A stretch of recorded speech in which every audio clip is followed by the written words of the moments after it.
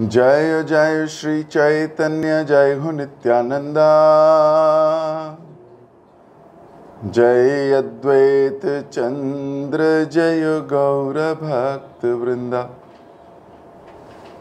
जय जय श्री चैतन्य जय हो नित्यानंदा। जय अद्वैत चंद्र जय गौर भक्त वृंदा। जय जय श्री चैतन्य जय हो नित्यानंदा। जय अद्वैत चंद्र जय गौर भक्त वृंदा। हरे कृष्ण। आप सभी गौर प्रेमी भक्तों का बहुत बहुत हार्दिक स्वागत। हम लोग पंच तत्व के विषय में पढ़ रहे हैं, सुन रहे हैं, और इन्हीं पंच तत्वों में से एक श्रीवास ठाकुर के विषय में हमने चर्चा शुरू की थी। कल हमने पढ़ा कि किस प्रकार इनकी भगवान में और भगवान के नाम में बहुत श्रद्धा है, किस प्रकार गौरांग महाप्रभु के प्रति इनका स्नेह है। बाल्यकाल में जब गौरांग महाप्रभु को देखते थे, उनकी प्रखर बुद्धि को देखते थे, तो भगवान से प्रार्थना करते थे कि ये कब भक्त बनेगा।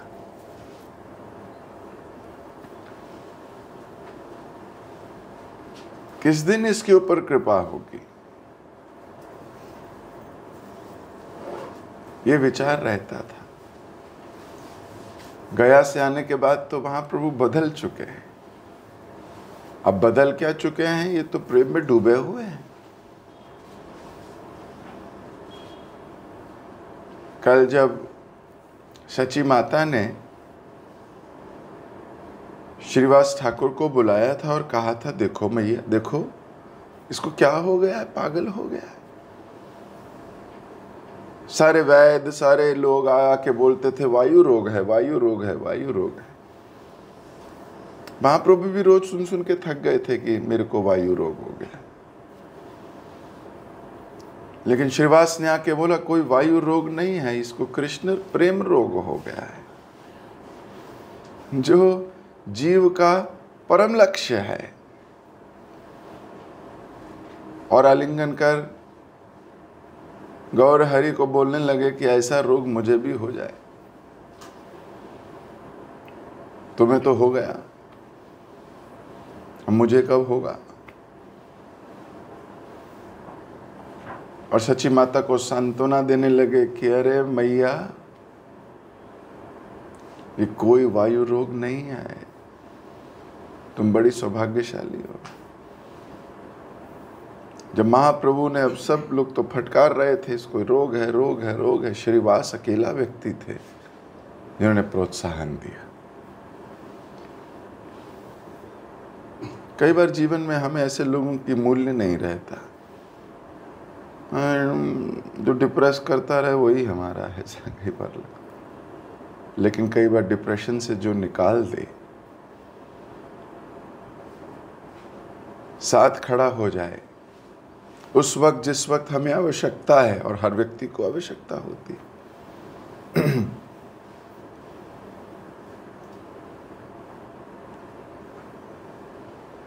महाप्रभु गदगद हो गए। बोले, श्रीवास, अगर आप मुझे ऐसा नहीं कहते, आप मेरे को प्रेरणा नहीं देते, आप मुझे नहीं निकालते इस व्यवहार से, इस बात से, तो मैं गंगा समाधि लेता, मैं डूब जाता, मैं आत्महत्या कर लेता। करना क्या था।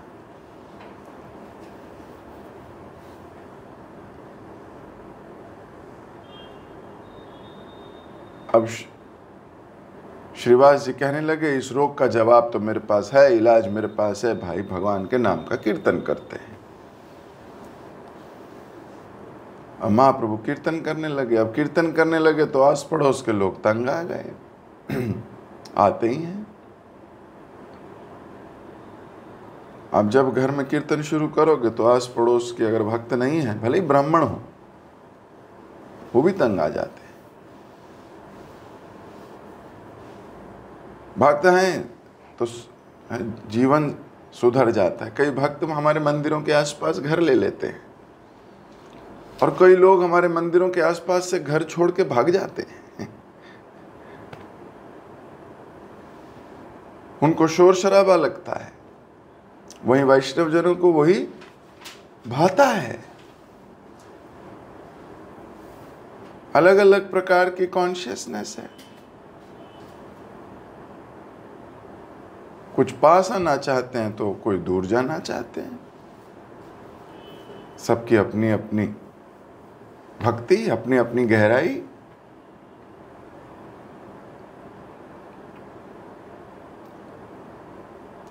अब जब आसपास बातें होने लगी कि श्रीवास का घर तोड़ देते हैं, किसी ने कहा गंगा में फेंक देते हैं, किसी ने बोला यवन राज को बता के आते हैं, जो हमारे काजी साहब हैं उनको बताते हैं। अब श्रीवास परम भक्त थे, उदार भी थे, परंतु भय भी हो गया थोड़ा कि अब न जाने क्या होगा। अब श्री गौर हरि तो भक्त के हृदय की सब बात जानते हैं। एक दिन भाग के श्रीवास के घर पर आ गए और आवेश में बोले, ओ श्रीनिवासिया, ओ श्रीवासिया, क्या कर रहा है तू? उस समय श्रीवास नरसिंह भगवान के ध्यान में मग्न थे।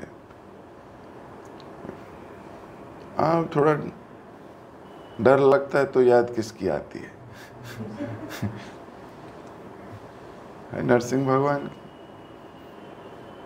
थोड़ा सा भी भय होता है तो भक्त क्या कहता है, नामस्ते नरसिंह आया प्रहलाद लाद दाइन, शुरू हो जाता है। अच्छी बात है। तो श्रीवास ठाकुर नरसिंह भगवान के भाव में थे, मतलब भाव में क्या, उनको याद कर रहे थे, मग्न थे। प्रभु की आवाज सुनी तो समाधि थोड़ी भंग हुई।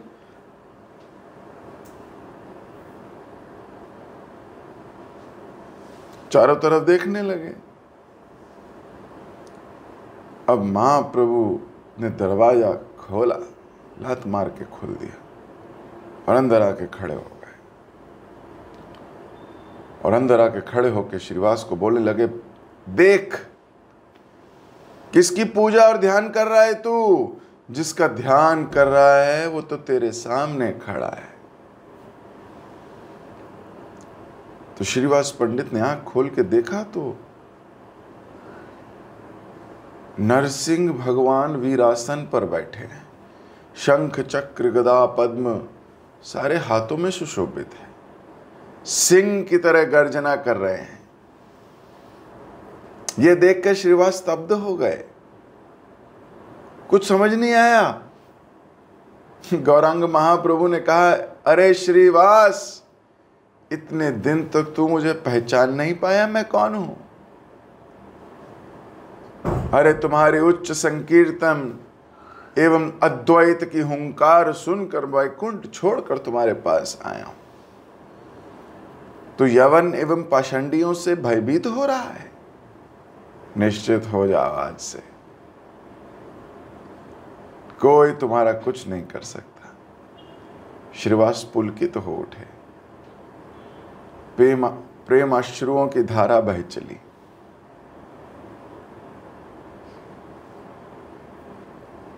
ब्रह्म स्तुति और श्लोकों का उच्चारण कर प्रभु की स्तुति करने लगे।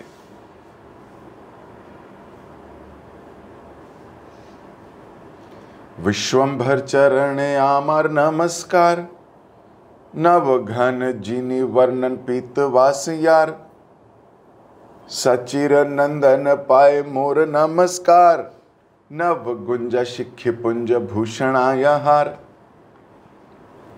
अनेक प्रकार की स्तुति करते हुए श्रीवास आनंद में विभोर हो गए। गौरांग महाप्रभु ने कहा, श्रीवास, सारे परिवार वालों को बुला लो और मेरे इस रूप का दर्शन करो, पूजा करो, वर मांगो। अब श्रीवास के जितने बड़ा परिवार था, हमने बताया आपको पिछली क्लास में, कितने भाई थे, कितने बंधु थे, सब लोगों को बुलाया श्रीवास ने।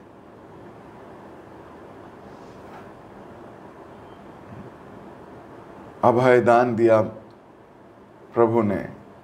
श्रीवास की भतीजी भी थी, है नारायणी, वो भी आई और प्रभु ने उसे अपने पास बुलाकर कहा, नारायणी बोलो कृष्ण। इतना कहते हुए बालिका कृष्ण कृष्ण कहकर प्रेमविष्ट हो गई, नाचने लगी। नेत्रों के जल से उसने सारे आंगन को भिगो दिया, सब भीग गए।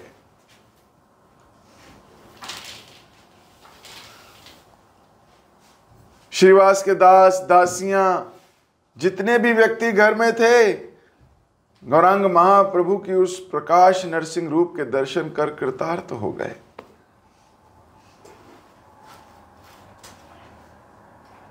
अब भक्तों के साथ संबंध होने का यह बड़ा लाभ होता है। भगवान प्रसन्न है श्रीवास से, पर कृपा उसके सारे परिवार पे हो रही है। जिस जिसका संबंध है उस पे कृपा हो रही है।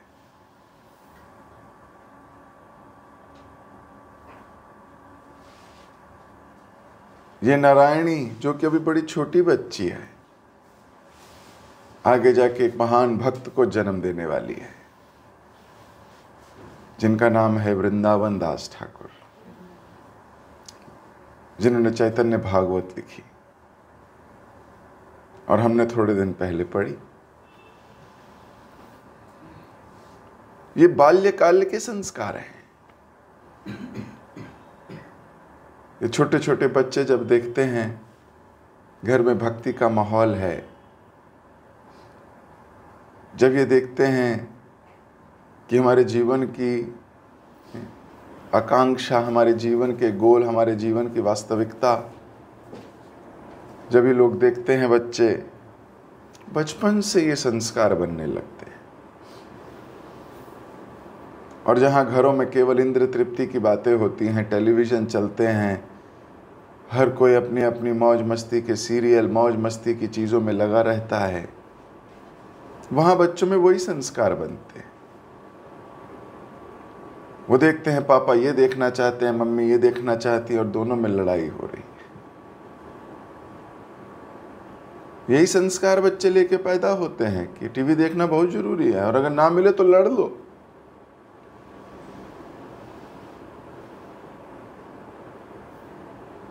अब ये संस्कार जिन बच्चों के हृदय में गए हैं, ये आगे जाके क्या जीवन बिताएंगे। और वहाँ जहाँ बाल्यकाल में भक्तों के ऊपर कृपा, भक्तों का गुणगान, वैष्णवों की सेवा, भगवान कृष्ण के प्रति रति, ये सारी चीज़ें घर में देखी गई हैं, वो वही संस्कार लेके आगे जाएंगे, वही संस्कार आगे बढ़ेंगे।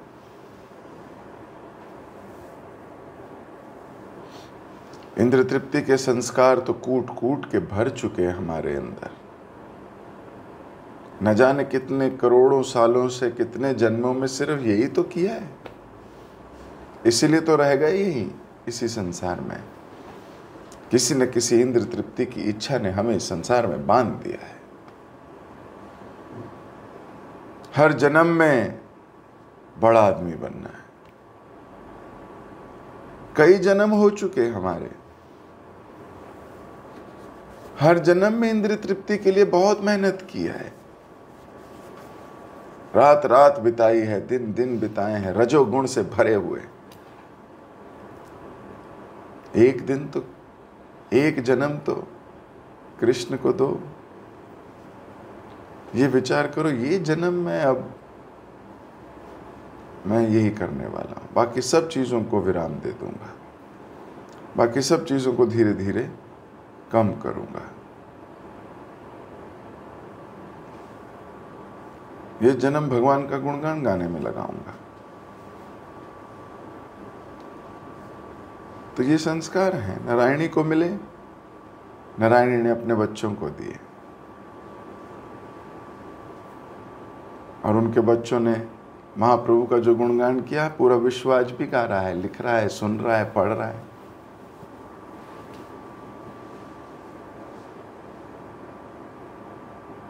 और श्रीवास ठाकुर के हर एक प्रियजन को महाप्रभु का आशीर्वाद मिला। और उस दिन से श्रीवास को समझ आ गई कि मेरे हृदय में डरने की मुझे कोई आवश्यकता नहीं है, भगवान मेरे साथ है, अवश्य रक्षी वो कृष्ण। कीर्तन बंद नहीं हुआ, कीर्तन जोरों शोरों पे चलने लगा।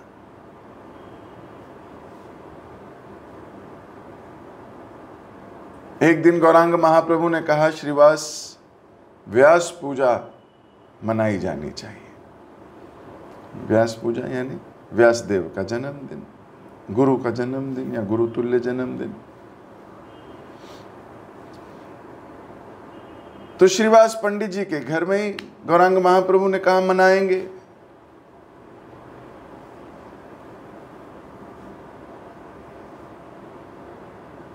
अब व्यास पूजा शुरू हुई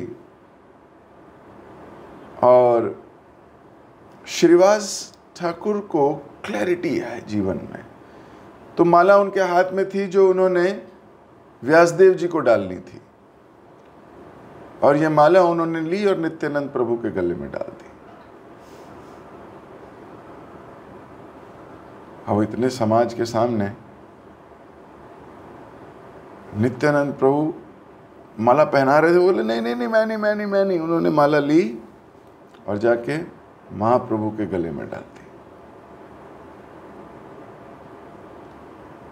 जैसे ही महाप्रभु के गले में डाली, महाप्रभु ने वहां सबको छठभुज रूप के दर्शन कराए।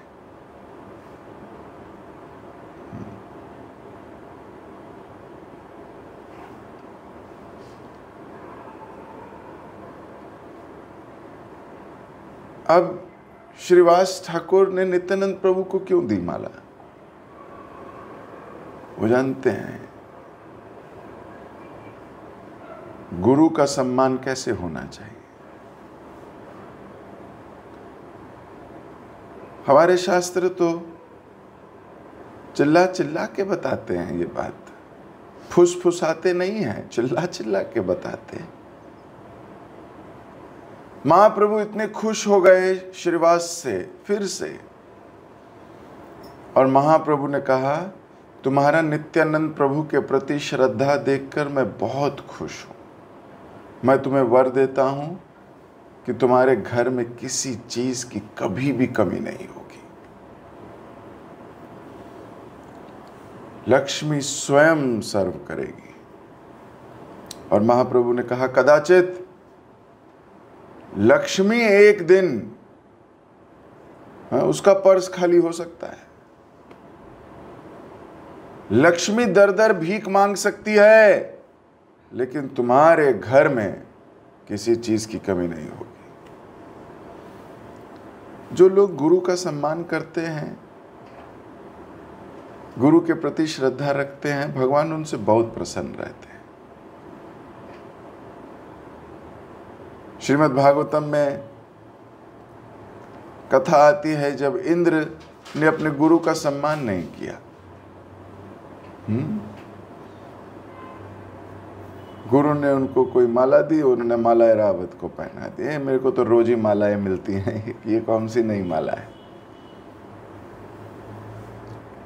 कई बार संसारी लोग बड़ी तारीफ करते हैं लोगों की, तो उनको लगने लगता है देखा, I am something, I have achieved something.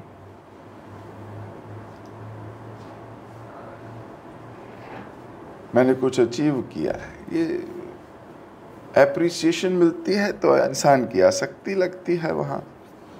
तो माया के जन भी एप्रिशिएट करते हैं, तो इंसान की आसक्ति मायाजनियों के साथ लग जाती। तो इंद्र बिविल्डर हो गए। इंद्र ने सम्मान नहीं किया उचित, परिणाम आप सब जानते हो।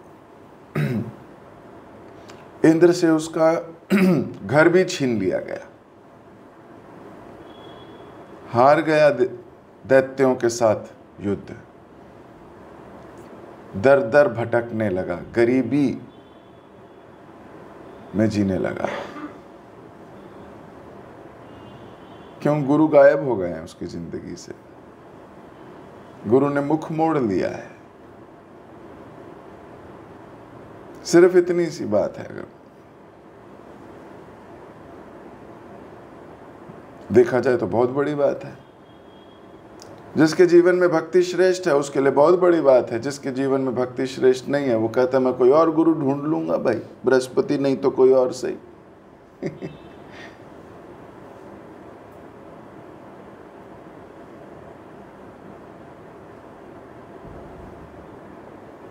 इधर महाप्रभु इतने खुश हो गए हैं।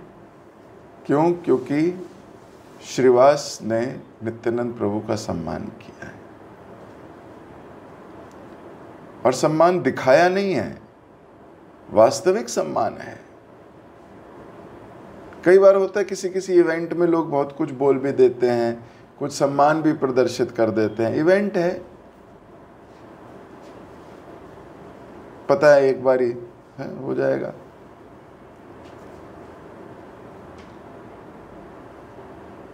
सम्मान बहुत डीप ग्रेटिट्यूड से आता है, बहुत डीप मेडिटेशन से आता है, बहुत गहरा सोच के आता है, और बड़ा कंसिस्टेंसी से आता है।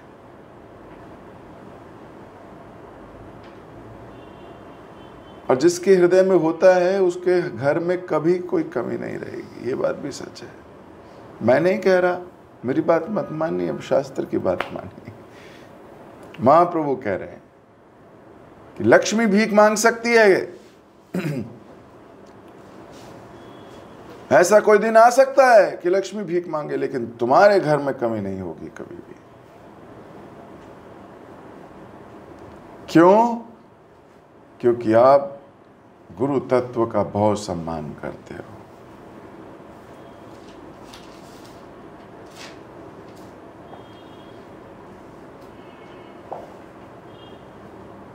श्री मालिनी श्रीवास जी की भार्या पत्नी नित्यानंद प्रभु की बहुत सेवा करती थी, अपने हाथों से भोजन कराती थी, बेटे की भांति।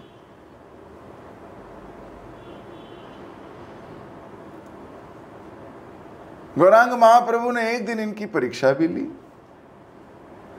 देखो, भक्त परीक्षा से नहीं डरता, ये याद रखिए हमेशा। मैं आपको विश्वास दिलाता हूं, आपकी परीक्षा नित्य होती है, हर रोज होती है। कभी आपके भाव की तो कभी आपके एक्ट की, नित्य प्रतिदिन। गौरांग महाप्रभु एक दिन श्रीवास कि नित्यानंद के प्रति भक्ति की परीक्षा करने के लिए बोल पड़े। एक दिन बोले, श्रीवास, इस अवधूत नित्यानंद को तूने अपने घर में क्यों ठहरा रखा है? ना तो इसकी जाति का पता, ना इसके कुल का पता, कुछ पता ही नहीं। तुम बड़े भोले हो और अपनी जाति और कुल की यदि रक्षा चाहते हो, इस अवधूत को घर से टरका दो।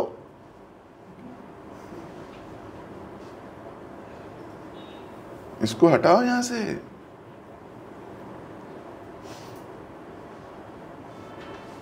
श्रीवास हंस पड़े और हंसते हुए बोले, प्रभु,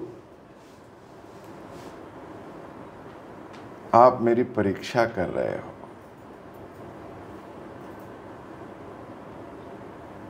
सुनिए प्रभु, एक बार भी, एक दिन भी जो व्यक्ति आपका भजन स्मरण करता है वह मुझे प्राणों के समान प्रिय है। एक दिन भी कोई करता है वो मुझे बहुत प्रिय है। तो नित्यानंद प्रभु तो आपका शरीर है, आप एक प्राण दो देही हो, ये मैं अच्छी तरह जानता हूं। मेरे पास इसके कई प्रमाण हैं। नित्यानंद प्रभु के लिए आपका ये कहना मेरी परीक्षा के अलावा कुछ नहीं है। पेपर लीक हो गया है।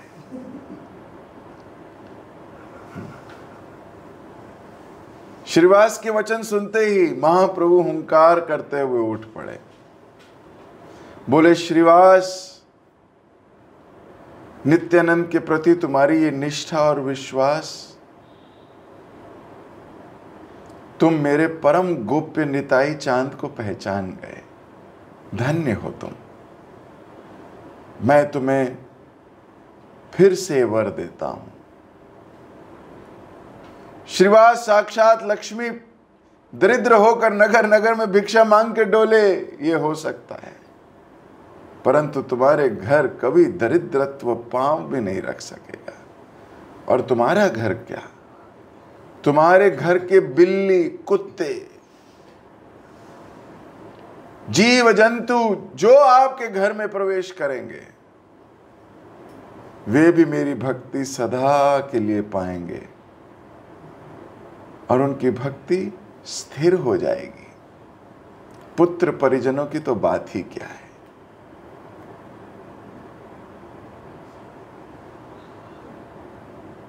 देखो श्रीवास, मैंने अपने निताई चांद को आपके सुपुर्द किया है, इसकी देखभाल ठीक से करना।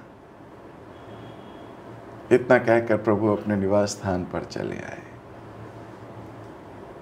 हर वो व्यक्ति जिसका गुरु तुल्य गुरु तत्व नित्यानंद प्रभु पे ऐसी श्रद्धा है, उसके घर में कभी दरिद्रता नहीं आ सकती, कभी भी नहीं।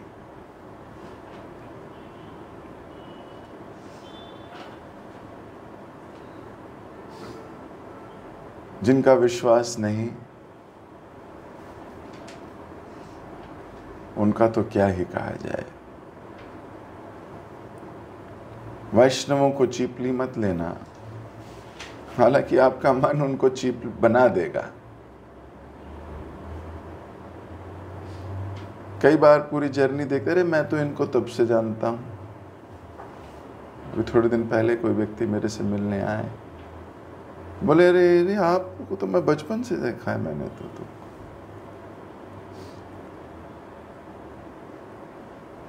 तो मैंने कहा बहुत अच्छी बात है, मैंने आपको बड़े से ही देखा है। तो बड़ी सुंदर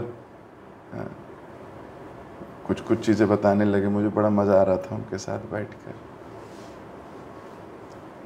कुछ ऐसी बातें बता रहे थे जो मुझे भी याद नहीं।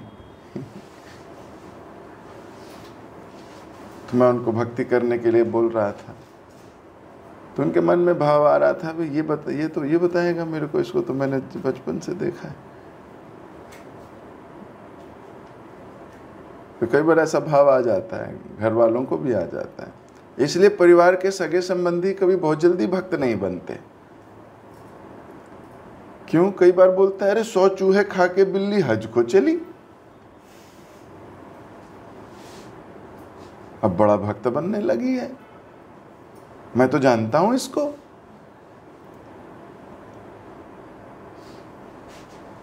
ऐसे करती थी, ये आप सबके साथ हुआ होगा।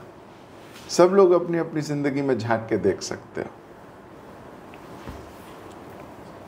वो स्वीकार नहीं करते जल्दी। क्यों नहीं स्वीकार करते? क्योंकि आपको चिपली लेते हैं। प्रभुपाद जी इसके ऊपर एक कहानी सुनाया करते थे, रैंचो की कहानी। आपने सुनी है? तो प्रभुपाद जी अक्सर ये कहानी अपने लेक्चर्स में, अपनी बातों में कहते थे। रैंचो एक व्यक्ति है जो गांव से निकलकर एक बड़ा बैरिस्टर, वकील और उसके बाद जज बन गया। तो किसी ने आके बोला गांव में, अरे तुम्हें पता है रैंचो अभी जज बन गया है? तो लोग बोलते हैं बड़ा जज बन गया है। क्या जज? उसकी तो नाक बहती रहती थी, हमने देखा है उसको। कोई जज वज नहीं बना होगा, वो जज बन सकता है, हमें जानते हैं उसको। नाक तो पहुंचनी आती नहीं थी उसको अपनी। अरे नहीं भाई साहब, वो जज बन गया है। अरे घूस दी होगी उसने, घूस दे के बना होगा, नहीं तो ऐसे थोड़ी बन जाएगा वो जज। हम पता है नालायक था वो। साइकिल तो चलानी आती नहीं थी, 10 बार गिरता था। वो बनेगा जज? उसने नहीं नहीं मैं देख के आया हूं। वो जज बन गया है, जज बन गया है। अरे फिर करप्ट होगा, करप्ट आदमी होगा वो। क्यों? उसकी वैल्यू सिस्टम में पता है बचपन से बड़ा बेकार वैल्यू थी उसकी। तो इसके बाग से चुराता था, उसके बाग से चुराता था, वो खेत में से ये चुरा लेता था। अरे अभी भी चोरी होगा।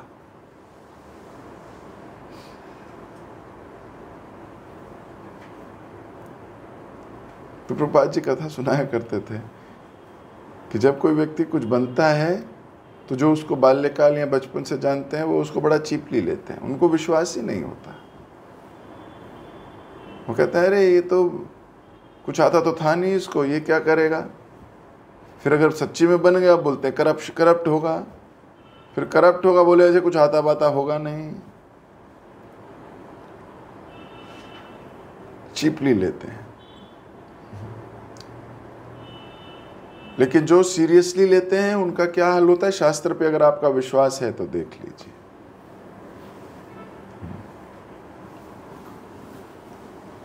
जिनको डाउट है they will never be happy.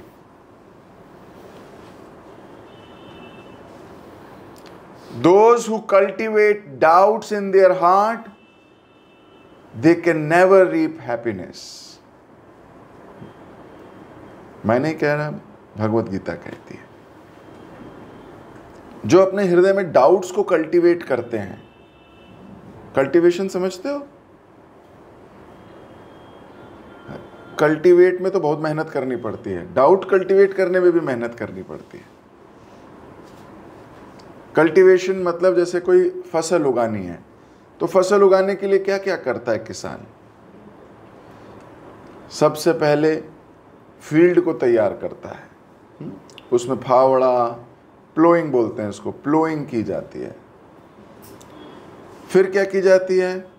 फिर लेवलिंग की जाती है। लेवल, ग्राउंड का लेवल वो ठोक ठोक के उसको लेवल बनाया जाता है ताकि पानी हर जगह बराबर बराबर हो, सतह ऊपर नीचे ना हो, क्योंकि ऊपर हो गई तो पानी वहां रहेगा नहीं, जो नीचे है वहां पानी टिक जाएगा। तो पहले प्लोइंग, फिर लेवलिंग, फिर उसमें मात्रा देखी जाती है, खाद वाद डली है कि नहीं, बीज लगाए जाते हैं, फिर इरिगेशन की जाती है, जल दिया जाता है। फिर इतना ही नहीं, फिर क्रॉप को प्रोटेक्ट भी किया जाता है आसपास कि कोई खा ना जाए, कोई चिड़िया दाने ना चुग जाए, बीजों को ना खा ले।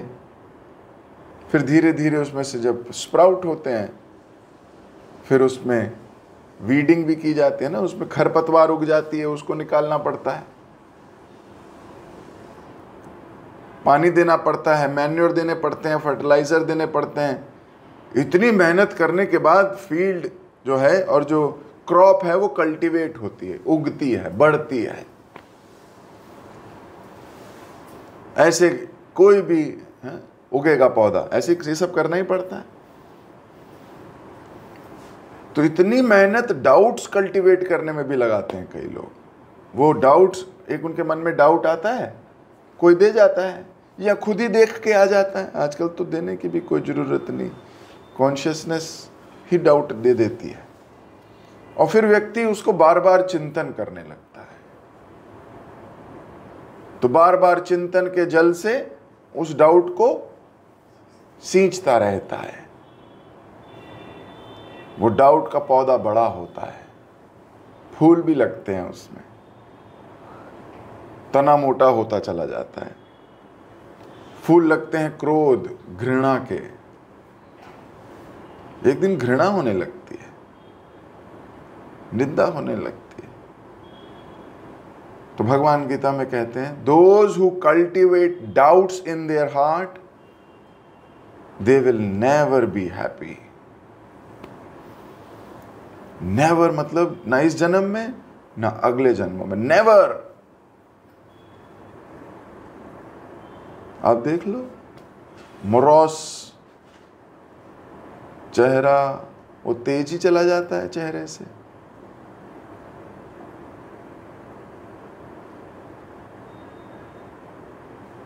सो डाउट्स को जगह मत दो। हमें भक्ति रूपी लता को खरपतवार से बचाना है। ये डाउट रूपी जो चीज़ें उगती हैं ना आसपास, इनको खुरपी से जड़ से उखाड़ना है।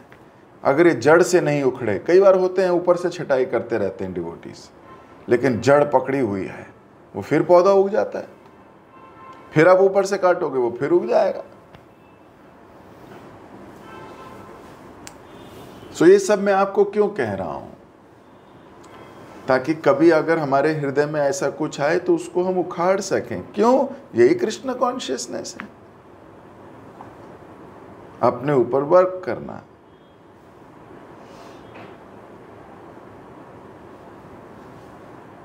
तो कई बार डाउट्स में व्यक्ति कभी खुश नहीं रह सकता। तो यहां पर डाउट रहीन है, डाउट विहीन है हमारे श्रीवास, इसलिए महाप्रभु बड़े खुश हैं। बोले मैं आपके समर्पण को देख गया। आपका अपने गुरु के प्रति जो समर्पण है, आपका जो नित्यानंद प्रभु के प्रति समर्पण है, ये अद्वितीय है। मैं ही भी कह रहा था तो भी नहीं माने। पहचान गए कि मैं परीक्षा ले रहा हूं।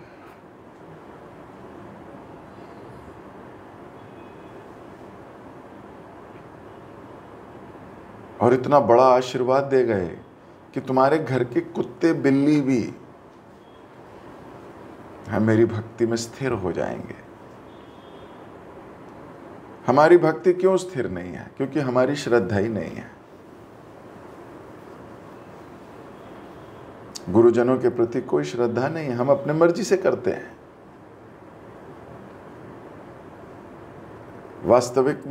वास्तविकता में गाइडेंस is very important.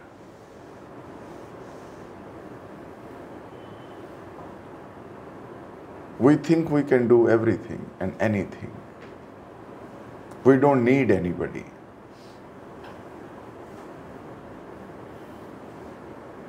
जैसे साधारण जन लोग, उनको लगता है हम कुछ भी खा लेंगे, हमें भोग लगाने की क्या जरूरत है। हमें कोई जरूरत ही नहीं भोग लगाने की, खाओ, सब कुछ भगवान का दिया है। ऐसे बोलोगे उनसे, वो बोलते हैं कि सब कुछ भगवान का ही दिया हुआ है भाई, हम तो खा रहे हैं।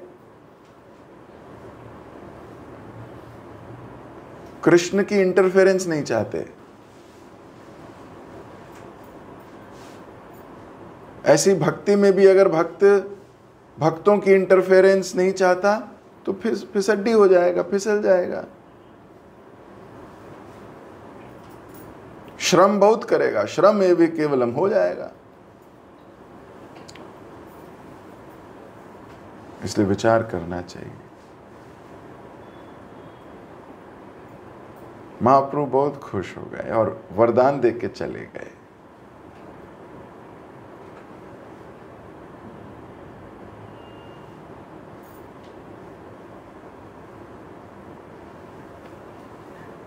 एक दिन आ गया, एक दिन ठीक है, अभी समय हो गया। मेरी बातों पे जरा गंभीरता से विचार करना, क्योंकि ये बातें मेरी नहीं हैं। मैं तो पढ़ के बोल रहा हूं, मैं तो सुन के बोल रहा हूं बस। इन बातों पे जरा सारा दिन चिंतन करना। माया से निकालने के लिए ये शास्त्र, ये भक्त अवतरित हुए।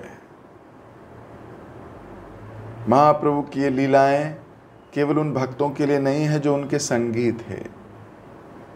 ये लीलाएं हम सबको मार्गदर्शन देने के लिए हैं। भागवतम की कथाएं ये उन लोगों के साथ नहीं घटी हैं सिर्फ, ये हम सबको मार्गदर्शन देने के लिए है। इसलिए सजग हो जाओ, जरा थम जाओ और थम के सोचो। ऐसा ना हो कि किसी दिन आप थमो और उस दिन से समय निकल गया हो। जब होश आए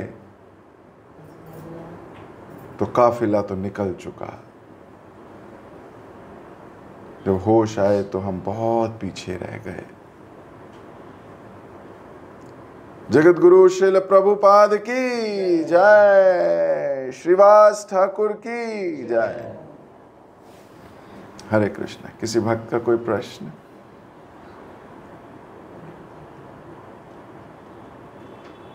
ओके, हरे कृष्ण। हरे कृष्णा प्रभु जी, दंडवत प्रणाम। थैंक यू सो मच प्रभु जी, बहुत सुंदर क्लास के लिए।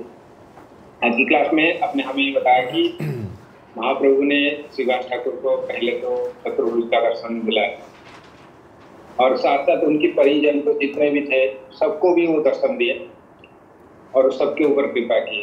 उसमें से आपने ये बताया कि अगर हमारे वैष्णवों के साथ कोई भी संबंध है तो हमारा भी उद्धार हो सकता है एक नैतिक। और महाप्रभु सबके ऊपर कृपा किए और नारायणी के ऊपर भी कृपा की। नारायणी महाविभोर हो गए। तो इसमें आप बताएं कि हमें बाल्यकाल से जो संस्कार मिलता है हम वैसे ही बनते हैं और हम वही संस्कार हमें आगे बच्चों को भी देते हैं। जैसे नारायणी को मिला तो उन्होंने अपने बेटे जो वृंदावन ठाकुर को दिए। अगर हम इंद्रिय तृप्ति में लगे रहेंगे तो उससे बच्चे भी कॉपी करेंगे और बच्चे भी वही सीखेंगे।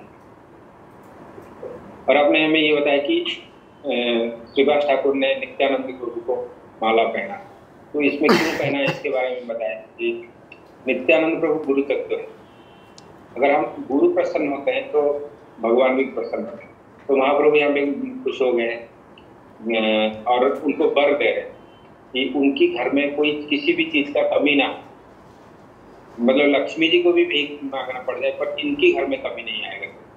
तो इसमें बहुत बड़ा लर्निंग ये मिला हमें, गुरु तत्व और जो गुरु का स्थान है वो कितना ऊपर है।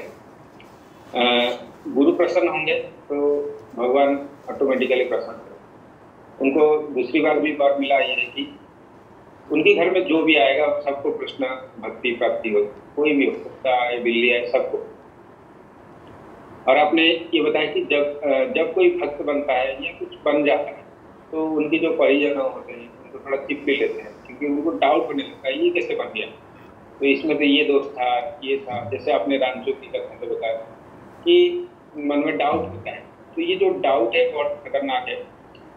तो कोई हमें इसका बीज तो दे जाता है, फिर हम उसको सोच के बड़ा करते हैं, फिर धीरे धीरे हमारे अंदर उसके प्रति घृणा भी आने लगता है। तो भगवद गीता में भगवान भी यही कहे हैं कि जिनका मन में डाउट रहता है वो इस जन्म क्या कोई भी जन्म में तो खुश नहीं रह सकते। तो हमें भी चेक करना चाहिए क्या हमारे अंदर डाउट है या श्रद्धा है, तो उसको भी चेक करेंगे। गुरु जन्म में हमारा श्रद्धा है या अभी भी हम डाउट कर रहे हैं। थैंक यू सो मच प्रभु जी, बहुत सुंदर क्लास के लिए। सभी भक्तों को भी धन्यवाद इतने प्रेम पूर्वक श्रवण करने के लिए। हम प्रभु जी का धन्यवाद करेंगे एक बार फिर।